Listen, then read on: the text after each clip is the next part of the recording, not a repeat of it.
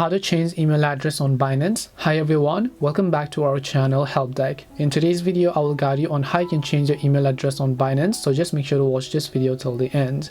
So if you'd like to change your email address on Binance, all you have to do is just go to binance.com. Then make sure that you're signed into the account.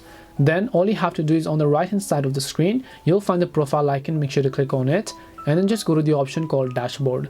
Then once you go to the option called dashboard, you're basically going to land on this page where you'll be taken to this option, and on the left hand side you want to click on where it says security. Once you go to security, over here you can see your phone number, and over here you can see your email address verified. So in my case it's already verified, so in order to change this email address, I have to first of all verify my current email address.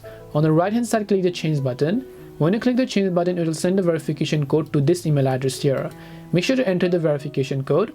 Then you can basically enter the new email address that you want to use. It will send the verification code at new email address again. Make sure to verify that email address code again. Once done, your email address will be successfully changed. This way you can change your email address on Binance. Hope this video was helpful, and if it did help you, make sure to leave a like and subscribe to our channel. If you have got any more questions, then feel free to leave them down. Thank you for watching and see you in the next video.